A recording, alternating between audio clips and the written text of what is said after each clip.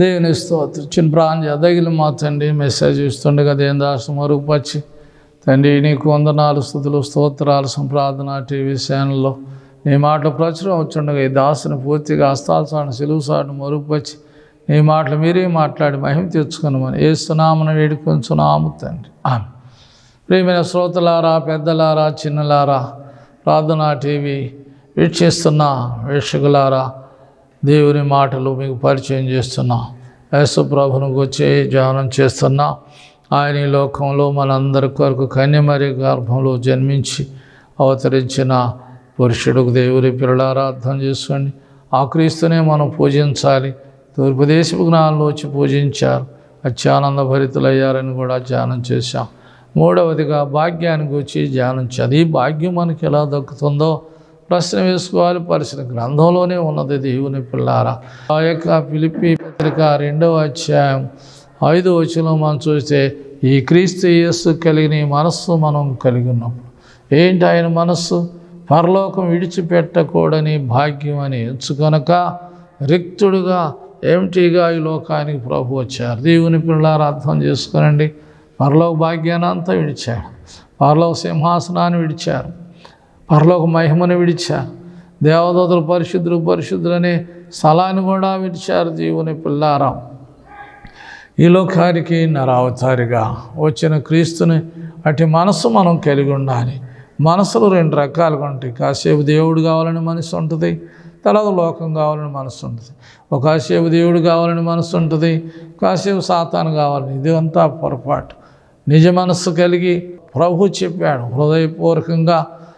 హృదయపూర్వకంగా క్రీస్తుని ఆరాధించాలి. పూర్ణ ఆత్మతోనూ పూర్ణ మనస్సుతోనూ పూర్ణ హృదయంతోనూ సేవించాలన్నారు. సగం సగం కాక సంపూర్ణ మనస్సు. ఎవరి మనసు ఆయన మీద ఆనుకున్న వారిని పూర్ణ శాంతి గలవానిగా దేవుడు కాపాడు. మన మనసు ఆయన మీద ఆనుకోవాలి. దేవుని పిల్లారా, అంగీకరించి నడుచుకునే వారికి భూలోక భాగ్యం ఇస్తాడు, పరలోక భాగ్యం కూడా ఇస్తాడు.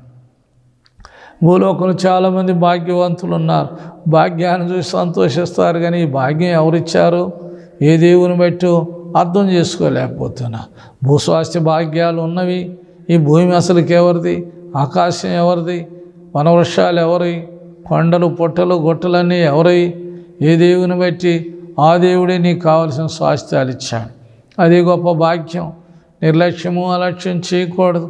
దావీదు 16వ కీర్తన 16వ అధ్యాయం 5వ వచనం అంటాడు, నా పానీయ భాగము నీవే, నా స్వాస్థ్య భాగం కూడా నీవేనంటున్నాడు. ఆ 10వ వచనంలోకి వెళ్ళేలేకి చాలా నీ సన్నిధిలో సంపూర్ణ నిత్య సుఖాలు ఉన్నాయ్యా, సుఖం కలిగిన భాగ్యం ఉందయ్యా, సమృద్ధి ఉందయ్యా అంటున్నాడు. నీ పానీయ భాగము ఆయనే, నీ స్వాస్థ్య భాగాలు కూడా ఆయనే. దేవుని పిల్లారా, భాగ్యానికి వచ్చి కొన్ని మాటలు గ్రంథంలో విపులంగా వ్రాయబడి ఉన్నవి, అర్థం చేసుకుందాం. లేయాకి ఒక బిడ్డను ఇచ్చినప్పుడు, యోధాన్ని ఇచ్చినప్పుడు నన్ను అందరూ కూడా భాగ్యవతి అందరన్నారు. క్రీస్తుని కలిగి ఉంటే యోధా జాతులకు నీవు వస్తే, రక్షకుని జాతిలో నీకు వస్తే మరి యొక్క భాగ్యవతుగా ఉంటావు కదా. సూర్యవతి, చంద్రవతి, ఆవతి, ఇవతి కాదు. భాగ్యం కలిగిన భాగ్యవతి ఎవరిని బట్టి? క్రీస్తుని బట్టి. క్రీస్తుని బట్టి దేవుని పిల్లారా, యూదులకు రాజుగా పుట్టినోయమ్మ, ఆదాము దోషమున కడ్డుపడినమ్మ, లాలి లాలి లాలి లాలి లాలమ్మ లాలి, లాలను చూపాడరి బాలయేసునకు లాలి, నరగొర్రెల మంద కాపరోయమ్మ, గొర్రెల కానంద మిచ్చుతానమ్మా లాలి. ఆ గొర్రెలు మనమే. దేవుని పిల్ల గొర్రెల కాపల దగ్గరికి వెళ్ళాడని మార్చాడు. ఆ గొర్రెవు నీవే, నా చేతిలో నా గొర్రెను ఎవడో అపహరించలేడన్నాడు. క్రీస్తుని కలిగి యోధా జాతి మతం వంటి గ్రంథంలో చాలా వస్తాయి. యూదురాలు ఎవరు? ఎస్తేరు. మొర్దెకై కూడా యూదుడే. హామాను ఏం చేశాడు? అందరూ నశింపచేయాలి, కంఠాలు కత్తిరించేయాలని తీర్మానం చేసి కాగితాలు రాయించి కరపత్రాలు వేసి రాజుగారు ముద్ర వేసి ఆ అంచెవారి చేత విజయాశాల మీద పంపించినప్పుడు ఆ శోషణ పట్టణం అంతా కలత చెందింది. ఏం చేయాలి? ఏడుస్తున్నాడు మొర్దెకై. మొర్దెకై మా పింతండ్రి ఏడుస్తున్నాడు ఏంటని బాధపడుతూ గోని పట్టు కట్టుకున్నాడు, బట్టలు కూడా పంపింది, కట్టుకోలేదు, పట్టుకోలేదు, ముట్టుకోలేదు. దేవుని పిల్లారా, ఈ సమయంలో నువ్వు మౌనంగా ఉంటే యూదులకు ఎవరు యూదులు విడుదల, మరొక దిక్కులు నీకు నష్టం వస్తాం అనగానే ఏం చేసింది ఎస్తేరు, రాణిని ఎస్తేరు నా నిమిత్తం 3 దినాలు ఉపవాసం ప్రార్థించి కటికి ఉపవాసం చేసింది. రాజు దగ్గరకు వెళ్ళింది. వెళ్ళేలేకి రాజు హృదయం మారిపోయింది. ప్రార్థన చేసేది. రాణిని వేస్తే నీకేం కావాలి? రాజ్యంలో సంఘాలు ఇచ్చారు. రాజ్యం ఏం అవసరం లేదయ్యా, నా యోధా జాతిని సంహరించడానికి కంకణం కట్టాడయ్యా హామాను. ఆయన నువ్వు భోజనానికి రా. ఒకసారి వెళ్ళారు, మరల వెళ్ళారు. మొర్దెకై అక్కడే గుమ్మం దగ్గర ఏడుస్తున్నాడు. ఆయన రమ్మలేదు, నన్నే రమ్మన్నాడు అంటూ కాలు ఎగరేస్తూ వెళ్ళు. ఇంటికి వెళ్ళి భార్య చెప్పాడు, తోటి వారు చెప్పాడు, మొర్దెకై మీద నీ కోపం రగులుతుంది కనుక, కోపం పుట్టుకొస్తుంది కనుక 50 మూరలు ఎత్తున ఉరికొయ్యి ఒకటి తీసేయ్యా, ఆ ఉరికొయ్యి మీద వాడి ఉరి తీసేయచ్చయ్యా అని తెలియజేశారు. సరే అంతా ఏర్పాటు చేశాడు. మళ్ళా రేపు కూడా రావాలి భోజనానికంటే, మరలా రాజుని ఘనపరచను ఉద్దేశించు వారికి ఏం బహుమానం ఉందన్నాడు. 6వ అధ్యాయంలో రాజ్యపు యొక్క దస్తావేజులు తిరగేశాడు. రాజుకు నిద్ర పట్టట్లా. ఇదిగో మా రాజుగారు ప్రాణం కాపాడిన వారు ఎవరో చేశారు. ఆ బిక్తహు తెరహు రాజు ప్రాణం తీయటానికి కంకణం కట్టారు. రాజు ప్రాణం కాపాడిన మొర్దెకై కనపడతాడు. ఆయన బహుమానం ఏం లేదు. అప్పుడు హామాను అన్నాడు, ఏంటయ్యా బహుమానం అంటే? ఏం లేదు, నేను ప్రాణాన్ని కాపాడిన ఆయన్ని గుర్రం ఎక్కించాలి, పగ్గం పట్టుకోవాలి, ఊరంతా ఊరేగించాలి. ఈ మాటల్లో ఏది ఒక్కడు కూడా తప్పిపోవద్దు, నువ్వు ఈ పని చేయాల్సిందేనన్నాడు. ఆ ఊరంతా ఊరేగించాడు. మోసుకేసుకొని ఇంటికి వెళ్ళాడు. అతడే కనుక యూదుడైతే నీకు జయం లేదని ఇల్లాలు భార్య కూడా వాడింది. దేవుని పిల్లారా, ఈయన మరి యొక్క ప్రాణాన్ని కాపాడుకుంటానికి ఎస్తేరు పడక దగ్గర కూడా సాగిలు పడుతున్నాడు. రాజుగారు చూశాడు, అవురా నా పడక దగ్గరకు వచ్చాడా, ఇతరేపాటి వాడు ఇదేంటి అని ఆగ్రుడైపోయాడు. వెంటనే పక్కన భటులు అన్నారు, అయ్యా మొర్దెకై కొరకు ఉరికొయ్యి తీసిన స్థలం ఉందయ్యా అంటే, ఈయన వెంటనే హామాన్ని ఉరిమి దురిదీసేయండి అన్నాడు. అంత యూదులకు జయం ఎట్ట వస్తుందండి? అన్యులకు జయం ఎలా వస్తుంది? దేవుని పిల్లారా, అప్పుడు 8వ అధ్యాయం 15వ వచనంలో ఆ యొక్క మొర్దెకై తెల్లని వస్త్రాలు ధరించుకున్నాడు, గుర్రం మీద కూర్చున్నాడు, ఊరేగుతున్నాడు. యూదులకు జయం ఉందని యోధా మతాన్ని అందరూ అవలంబించారు. యేసు నామాన్ని అవలంబిస్తావా? ఇది ఒక మతం అని హేతువాదిగా ఉండదు. ఇది మతం కాదు, మార్గం. అర్థం చేసుకోండి దేవుని పిల్లారా. యోధాని పేరు పెట్టుకున్న మరి యొక్క ఆ లేయాకి భాగ్యవతి అంటారు. ఆ క్రీస్తు నీలో పుడితే నువ్వు కూడా భాగ్యవతివే, సౌభాగ్యవతివే. పరమగీతములో వ్రాయబడిన మాటలు, ఆ భాగ్యం ఆ వైభవము మాకేది, సౌభాగ్యవతి ఓ వధువు, నీ భాగ్యమునెన్నా తరమగుని, నీ వైభవమునెన్నా తరమగుని, పరలోకానంద పెండ్లి వింది ప్రాణప్రదమై వధువుగా వెళ్ళితివా. చూసారా, భాగ్యం క్రీస్తుని కలిగి ఉంటే నీకు భాగ్యం. ఈ లోక భాగ్యం ఎంత కావాలో ఇస్తాడు దేవుని పిల్లారా. తిరిగి నీకు పరలోక భాగ్యం కూడా ఇస్తాడు. శేబాదేశ్వరాణి వచ్చి నీ సన్నిధిలో కూర్చొని నీ జ్ఞానవచనాలు వినేవాళ్ళు ఎంత భాగ్యవంతులు. 1 రాజులు 10వ అధ్యాయం 7-8 వచనాల్లో జ్ఞానవచనాలు వినేవాళ్ళు ఎంత భాగ్యవంతులు. 6 దినాలు పనిచేసి 7వ దినం ఆరాధనకి వెళ్ళి ఆలయంలో ఆయన జ్ఞానవచనాలు వినేవాళ్ళు ఎంత భాగ్యవంతులండి. సొలొమోను కంటే శ్రేష్టమైన జ్ఞానం కలిగిన యేసు సొలొమోను కంటే శ్రేష్ఠుడు. అర్థం చేసుకోండి దేవుని పిల్లారా, భాగ్యవంతులు అవుతారు. నీ కుటుంబ భాగ్య విధానం కలిగి ఉంటావు. ఆ అమ్మాయి అంత భాగ్యవంతురాలని చెప్పుకుంటారు. ఎవరిని బట్టి? యేసుని బట్టి. యేసు నీలోనికి వస్తే నువ్వు భాగ్యవంతురాలు అవుతావు, భాగ్యవంతులు. తెలియక చాలామంది ఈ లోక భాగ్యమే గొప్పదనుకుంటారు. ఈ లోక భాగ్యం ఇస్తాడు, రేపు పరలోక భాగ్యం కూడా ఇస్తాడు. యెషయా గ్రంథం 57వ అధ్యాయం 5-6 వచనాల్లో మనం చూస్తే వాళ్ళు అనుకుంటున్నారు ఈ లోకంలోనే భాగ్యం, లోయల్లోనే భాగ్యం ఉందనుకుంటున్నారు. వాటికి పానీయార్పణం పోస్తున్నారంట. పానార్పణాలా? ఎంత పొరపాటు దేవుడు. లోకంలో పానీయార్పణాలు పోసేవాడు ఉన్నారు. నిజమైన నాయకుడు ఆయనే, నావికుడు ఆయనే, యజమానుడు ఆయనే. దేవుని పిల్లారా, పరలోకాన్ని చేర్చేవాడు కూడా ఆయనే. ఆయనే నీకు కావలసిన భాగ్యాన్ని ఇచ్చేవాడు. దేవుని పిల్లారా, నిర్లక్ష్యం చేయవద్దు, అలక్ష్యం చేయవద్దు. అలా సౌలుకి ఇచ్చాడు. కీషు కుమారుడు సౌలు, కీషు భాగ్యవంతుడే కానీ ఆ భాగ్యం గాడిదలు ఎదటానికి 3 దేశాలు వెళ్ళినా కానీ దొరకలేదు. తిరిగి తండ్రి దుఃఖపడి వస్తూ ఉన్నారు. పనివాడన్నాడు యాజకుడు ఉన్నాడు, వెళదాం, మనకు 6 ధాబాలు దొరుకుతాయి అన్నాడు. వెంటనే సమూయేలు దగ్గరికి వెళ్ళాలి అంటే ఏముందన్నాడు. అంత అయిపోయింది. సంచిలో 1/4 తులం ఏముంది, 1/2 తులం లేదు, ఆ తులం కూడా లేదు. ఆ యాజకుడికి ఇలా అర్పణ చెల్లించాలనుకొని వెళ్ళారు. వీళ్ళని చూడగానే అన్నాడు, ఓ మీ యొక్క గాడిదలు రాహేలు సమాధి దగ్గర ఉన్నాయ్యా, చింతించబాకండి.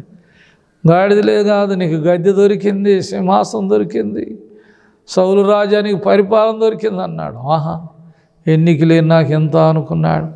పరిపాలన ఇచ్చాడు, పరిపాలన చేస్తున్నాడు. కానీ అవివేక పనులు చేశాడు. రాజరికాని భాగ్యాన్ని పోగొట్టుకున్నాడు సౌలు రాజు. మరలా ఆ భాగ్యాన్ని దావీదు సంపాదించుకున్నాడు. దేవుని పిల్లారు, కొందరు పోగొట్టుకునేవారు ఉంటారు, కొందరు సంపాదించుకునేవారు ఉంటారు. సంపాదించుకోవడానికి ఆస్తులా నీకు కావలిస్తాడు. ఒకడు సర్వలోక భాగ్యాన్ని సంపాదించుకొని రక్షణ భాగ్యం పొందబోదు నీకేంటయ్యా ప్రయోజనం? ఎన్ని భాగ్యాలు ఉన్నాయన్నీ ఒట్టి ఇటన్నీ విడిచిపెట్టి ఒట్టి చేతులతో కట్టుబట్టలతో పెట్టులో పెట్టి మోసుకెళ్తారు కదా కాటికి. ఏ భాగ్యం నువ్వు పట్టుకెళ్తావు? నువ్వేం పట్టుకెళ్ళలేవు. దేవుని పిల్లారా, విలాప గ్రంథకర్తలో ఎన్నో మాటలు ఉన్నాయి, అర్థం చేసుకోండి. దేవుని పిల్లారా, హతసాక్షులైన వారి భాగ్యవంతులు అంటాడు. దేవుని కొరకు త్యాగం చేశారు, రాళ్లతో కొట్టబడ్డారు, రంపాలతో కోయబడ్డారు, గురి చర్మాలు వేసుకున్నారు, కొండ గృహలో తిరిగారు. మాకు ఈ లోకం మాకు శాస్త్రమైంది కాదు, ఈ లోకం మాకు భాగ్యమైంది కాదన్నారు హెబ్రీ గ్రంథకర్త. లోక భాగ్యం కాదు, ఈ భాగ్యం కావాలి పారేసుకోమనం. ఈ భాగ్యాన్ని ముగించినాక, జీవితం ముగించినాక అసలైన సిసలైన భాగ్యం పరలోకం, సౌభాగ్యం. ఎంత భాగ్యమో! ఏంటయ్యా భాగ్యం అంటే బంగారు వీధుల్లో విహారం చేస్తావు, బంగారు సింహాసనం కూర్చొని ఆనందభరితురాలుకుంటావు. నిర్లక్ష్యం చేయవద్దు, అలక్ష్యం చేయవద్దు. తెలియకేమంటున్నారంటే లోయల్లోని రాళ్ళల్లోనే భాగ్యమా, వాటికే పానీయార్పణమా? అయ్యో, మీరు కోప్పడవద్దు దేవుని పిల్లారా. యేసుక్రీస్తు నిజమైన దేవుడు, ఆయనే లోకరక్షకుడు, ఆయనే నీకు ఈ లోకంలో కావలసిన భాగ్యం ఇచ్చేవాడు. జీవితం ముగించినాక పరలోక భాగ్యం కూడా ఇచ్చేవాడు ప్రభు కదా. నిర్లక్ష్యం చేయవద్దు, అలక్ష్యం చేయవద్దు. ప్రభును ఆ భాగ్యను సంపాదించుకోవాలంటే జకర్యా గ్రంథం 3వ అధ్యాయం 5, 6, 7 వచనాలు అన్నాడు, నా సన్నిధిలో నిలిచే భాగ్యం నీకు ఇస్తాను. ఈ లోకంలో నువ్వు సన్నిధి చేస్తే, ఆరాధన చేస్తే, సన్నిధిలో ప్రార్థన చేస్తే నీకు ఆ భాగ్యం ఇస్తానంటాడు. అదిగో అక్కడ యెహోషువ కనపడుతున్నాడు. దోత వచ్చేసింది, మైలు బట్టలు తీసేయండి, ప్రశస్త వస్త్రాన్ని వేయండి, తలకి కిరీటం పెట్టండి. యాజకుడు సన్నిధిలో నిలిచే భాగ్యం. నువ్వు కూడా యాజకులు అయితే సన్నిధిలో, విశ్వాసులు కూడా సన్నిధిలో. ఆషేరు గోత్రీకురాలు 84 సంవత్సరాలు గుడి వదలకుండా సన్నిధిలో గడిపింది. ఎంత పేరు, ఎంత కీర్తి, స్త్రీలు అటు ఆధిక్యత పొందుకున్నారు. దేవుని పిల్లారా, నిర్లక్ష్యం చేయవద్దు. అటు భాగ్యాన్ని ప్రభు మనకు దయచేస్తున్న వాక్యం తెలియజేస్తుంది కదా. నిర్లక్ష్యం చేయవద్దు దేవుని పిల్లారా. జకర్యా గ్రంథం 3వ అధ్యాయం 5, 6 వచనాల్లో నా సన్నిధిలో నిలిచే భాగ్యం. కింద వచనాల్లోకి వెళ్ళేలేకి ఒక్క దినములోగా దేశానికి ఉన్న దోషమంతా, పాపమంతా పరిహారం చేస్తాడు. ఒక్క దినములోగా నీలో ఎన్ని దోషాలు ఉన్నాయో, నీలో ఎన్ని పాపాలు ఉన్నాయో, గూళ్ళు కట్టుకుపోయి గుండెను హత్తుకొని ఉన్నాయో అవన్నీ పాపాలన్నీ పరిహారం చేస్తాడు. ఆ ఊరిలో పాపాత్మురాలు యేసు పాదాల దగ్గరకు వచ్చేసింది, కన్నీరు కాచింది, కాళ్ళు కడిగింది, కుర్లతో తుడిచింది, అచ్చా జట మాంసాత్రబుడ్డి పగలగొట్టేసింది. దేవుని పిల్లారా, పగలగొట్టేసి ముద్దు పెట్టుకొనుట ఆమె మానలేదు దేవుని పిల్లారా. ఎంత భాగ్యం, ఎంత భాగ్యాన్ని కలిగి ఉన్నది చెప్పండి. అమ్మాయి నీ విస్తార పాపాలన్నీ క్షమించండి. పరిశుద్ధురాలు అయిపోయావమ్మా, పరలోక భాగ్యవంతురాలు అయిపోయావు, పరలోక ధనవంతురాలు అయిపోయావు. ఏంటి ఎంత పాపివైనా పాపను విడిపించాను. పాపుల రక్షకుడు క్రీస్తు యేసు ఈ లోకానికి వచ్చిన మాట నమ్మదగినది, పూర్ణ అంగీకారానికి అది యోగ్యమైంది, అది భాగ్యమైంది. దేవుని పిల్లలారా, యోగ్యమైంది, అది భాగ్యమైంది. యోగ్యురాలు భర్తకు కిరీటం, భాగ్యురాలు కూడా భర్తకు కిరీటం. భార్యాభర్తలు ఎంత ఐక్యత, ఆనందం కలిగి ఉంటారు. ఈ దినాల్లో ఈసుళ్ళు కసుళ్ళు ఎన్ని కాపురాలే విడాకులంటూ ఎడవైపోతున్నారు. పిల్లలు కని కూడా పిల్లలను పంచుకుంటున్నారు. ఇలాంటి ఊరు పేర్లు చెప్పలేదు దేవుని పిల్ల. ఏంటిది? అడిద్దరు ఏక శరీరులని ప్రభు చెప్పాడు కదా. జీవితాంతం ముగించే వరకు కూడా మరి ఏక శరీరంగా ఒకే మాట, ఒకే కంచం, ఒకే మంచం, పొత్తు కలిగి ఉండాలని చెప్పాడు కదా. ఇలా విడిపోవటం ఏంటి? కసులు బుస్సులు ఎందుకు దేవుని పిల్లారా? అర్థం చేసుకోండి దేవుని పిల్లారా. భర్తే నా భాగ్యం అనుకోవాలి భార్య నా భాగ్యం అనుకోవాలి భర్త, పిల్లలే నా భాగ్యం అనుకోవాలి. ఇటు అనుభవాలతో సంసారాలు సాగు. చాలా సంసారాలు కోప్పడేసి పురుగులు ముందాగటం, ఐసాపైసు బిడ్డలు వేసుకోవటం, ఎంత పాడైపోతున్నారు. క్రీస్తు భాగ్యవంతుడిని చేర్చుకోక, మనసు మార్చుకోక, మార్గంలో నడుచుకోక, సన్నిధిలో నిలిచే భాగ్యం, ఇది పరలోకంలో కూడా చేరే భాగ్యాన్ని ప్రభు మనకు అనుగ్రహిస్తాడని వాక్యం తేటగా తెలియచేస్తుంది. దేవుని పిల్ల నిర్లక్ష్యం చేయవద్దు. లోయనగా లోకం ఆదిలోనే పడెను. ఆ లోయలో ఆదామును కూడా దిగజార్చిన ఆ లోయలో పాపం అప్పుడే పుట్టింది. ఆ లోయలో పుట్టినందుకు ఏడ్చింది అవ్వమ్మ. పాపం నీలో పుడితే పాపం నిన్ను ఏడిపిస్తుంది, వేధిస్తుంది, బాధిస్తుంది, శోధిస్తుంది. దేవుని పిల్లారా, నిర్లక్ష్యం చేయవద్దు, అలక్ష్యం చేయవద్దు. క్రీస్తుని మనం కలిగి ఉండాలి. దేవుని పిల్ల పరలోక భాగ్యాన్ని విడిచి ఈ లోకానికి వచ్చింది. ఎందుకంటే నీకు భూలోక భాగ్యం ఇస్తాడు, రేపు పరలోక భాగ్యం, జీవితం ముగించినాక పరలోక భాగ్యం ఇస్తాడు.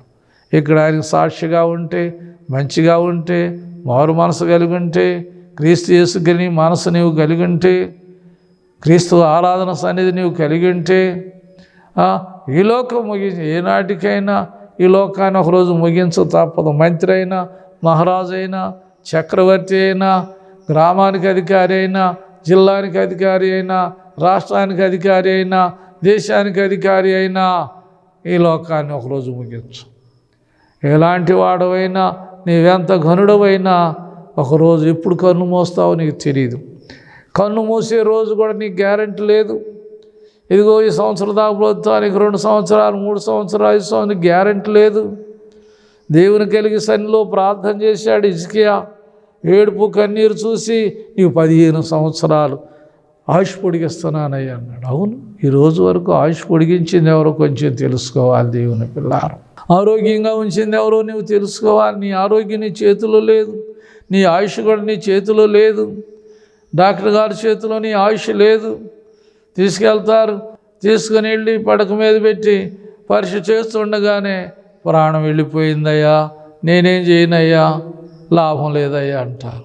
ఏం చేస్తా, నీ ప్రాణం ఎప్పుడు ముగింపు నీకు తెలియదు కదా. అందుకే హిజ్కియా ఈ దినమున సజీవునిగా ఉండి స్తుతిస్తానంటున్నాడు. ఈ దినము సజీవునిగా ఉండి స్తుతించాలి, పూజించాలి. పూజింపవలెమ్ము నమ్ము ఈ రోజునైనా, పూజింపవలెమ్ము నమ్ము ఈ రోజునైనా.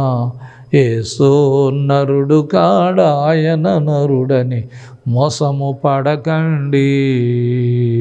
నరుడు కాదు ఆయన, నరుడు కాదు. ఈ నరులందరూ నరకానికి వెళ్ళటం ఇష్టం లేక నరుడుగా జన్మించాడు. అది సత్యం.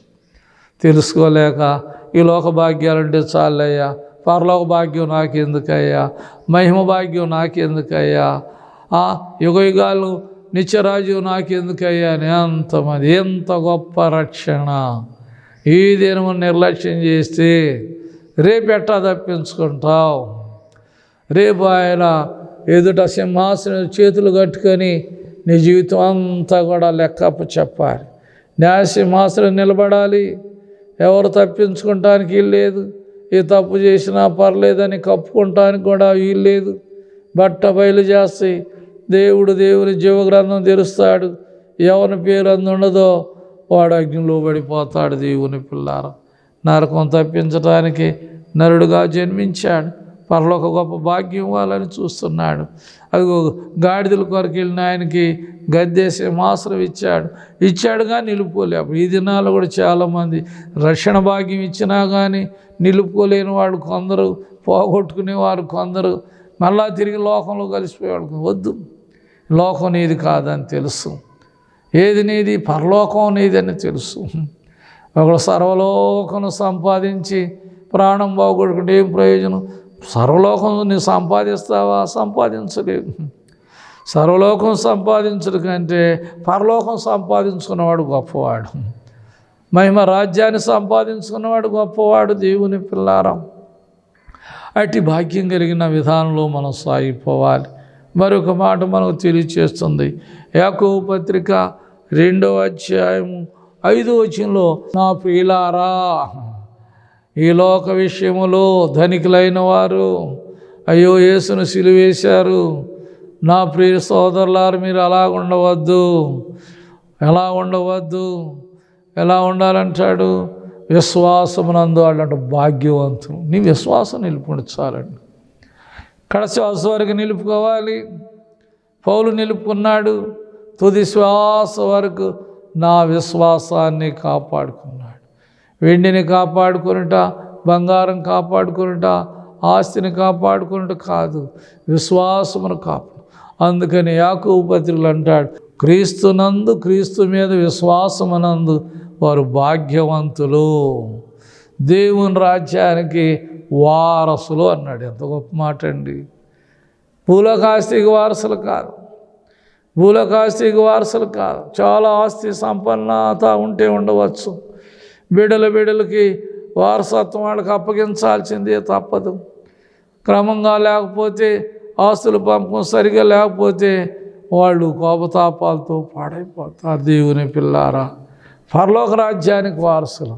ఈ ఆస్తికి వారసులు కొంతకాలమే, ఈ అంతస్తుకు వారసులు కొంతకాలమే, మరి కలిగిన కలిమికి వారసురాలు కొంతకాలమే. కానీ పరలోక రాజ్యానికి విశ్వాసమునందు భాగ్యవంతులు. ఏంటి భాగ్యవంతులు? ఆ బంగారు రాజ్యానికి భాగ్యవంతురాలు నీవే. పరలోక బంగారు సింహాసనం మీద కూర్చునేదాను నీవే. బంగారు బుటా పనిచేసిన వస్త్రధారాలుగా కూర్చునేది నీవే. పాడగలిగితే, పాట పాడితే వీణలు, సింహాసనాలు, బంగారు వీణలు నీకు ఇస్తాడు పాటల ద్వారా.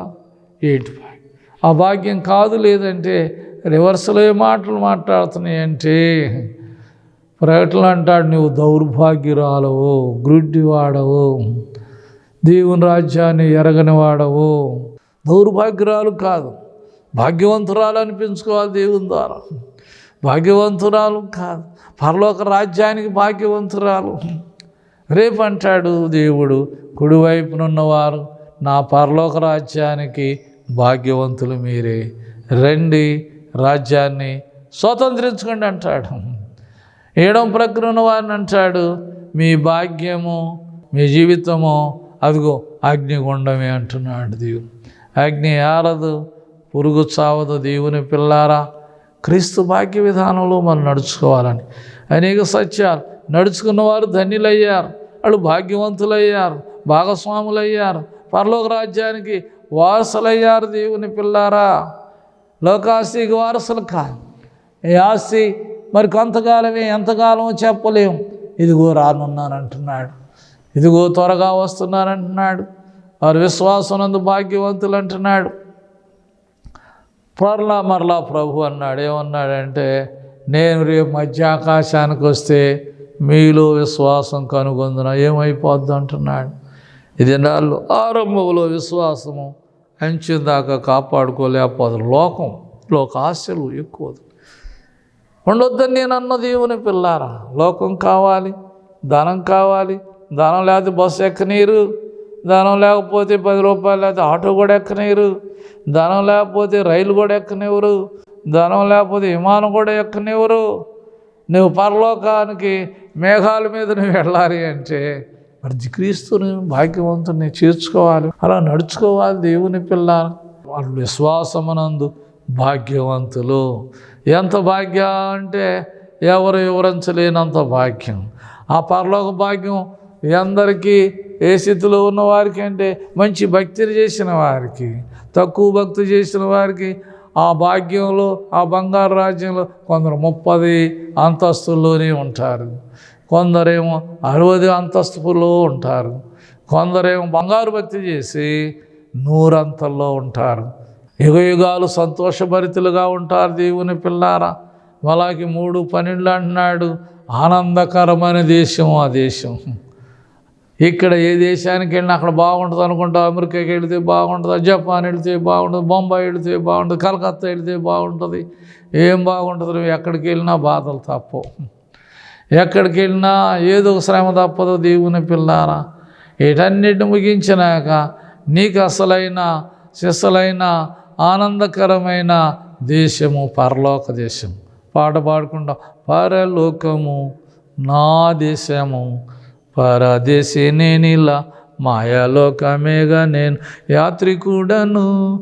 ఎంతో అందమైనది పరలోకము, అసమానమైనది నా దేశము. ఎల్లప్పుడూ విశ్వాసంతో యాత్రను సాగింతును, ఎల్లప్పుడూ విశ్వాసంతో యాత్రను సాగింతును. పరలోకము నా దేశము, పరదేశి నేనిలా మాయాలోకమేగా నేను యాత్రికుడను. హల్లెలూయా. తూర్పు దేశ విఘ్నాల్లో నక్షత్రాన్ని చూస్తూ వచ్చి అలా ఆనందభరితులు అయిపోయారు. దేవుని పిల్లలారా, నిర్లక్ష్యం చేయవద్దు, అలక్ష్యం చేయవద్దు. నీవు ఆనందభరితురాలుగా ఉండాలి, ఆశీర్వాదం పొందిన బిడ్డగా ఉండాలి. డిసెంబర్లో 1 తారీఖు నుంచే కడతా ఉంటారు, నక్షత్రాలు కడుతూ ఉంటారు. దేవుని పిల్లారా, నక్షత్రాలు కడుతూ ఉంటారు. అందాల తార అరుదించు నాకై అంట. అంబారా వీధిలో తార, అర్థం చేసుకోండి. స్టారు కడితే నేనయ్యా స్టార్ ఎత్తుకునేది అంటారు. ఆ స్టారు క్రీస్తే కదా. నిర్లక్ష్యం చేయవద్దు. ఆ యొక్క చాలా సంగతులు గ్రంథం తెలియచేస్తుంది. బిలాం ప్రవక్త యాకోబులో నక్షత్రం ఉదయించును, యోధాలోని రాజదండం లేచును, కలహవీరులందరినీ నాశనం చేయను, సాతాన్ని పాడు చేసాను. అర్థం చేసుకొని ఆ నక్షత్రం నీ ఇంటి పైన ఉండాలి, నీ ఇంటిలో ఉండాలి, నీ హృదయం నీ ఇంటిలో కూడా ఉండాలి. ఎందరూ ఆ వెలుగును అనుసరించి నడుస్తారో, దానియేలు అన్నాడు 12 అధ్యాయాలు, ఎందరూ అనేకులు త్రిప్పుతారు, నక్షత్రాల వలె పరలోకంలో ప్రకాశిస్తాం. అట్టి విశ్వాసంతో మనం కొనసాగాలని వాక్యం తెలియజేస్తుంది. జకర్యా 9:16 అంటాడు, పరలోకంలో కిరీటం అందలి రత్నం ఎలా ఉంటుందో, ఆ యొక్క ఉంగరంలో అన్ని రకాలుగా మెరుస్తుంటుందో, పరలోకంలో మెరుస్తూ మురిసిపోతూ ఉంటావు. దేవుని పిల్లారం, అట్టి అనుభవంలో మనం కొనసాగాలని మరి యొక్క ప్రార్థనా టీవీలో దేవుని మాటలు పరిచయం చేస్తున్నాం. దేవుని పిల్లారా, అట్టి విధానాల్లో నడుచుకుందాం. నిర్లక్ష్యం చేయవద్దు, అలక్ష్యం చేయవద్దు. 3 మాటలుగా చెబుతున్నాను. ఈ లోకాన్ని కని మరి గర్భంలో పుట్టింది నీ కొరకు, నా కొరకు. లోకరక్షకుడు పుట్టాడు. 2వది, పుట్టిన రక్షకుడు నువ్వు ఎప్పుడు పూజ మానకూడదు. 3వది, నీకు ఎంత భాగ్యం కావాలో భూలోక భాగ్యాన్ని ఇవ్వగలడు, రేపు పరలోక భాగ్యాన్ని కూడా ఇవ్వగలడు. అట్టి అనుభవంలో కొనసాగుదాం. ప్రభు తన మాటలు మన వినికిడిలో దీవించునుగాక. ఆమేన్.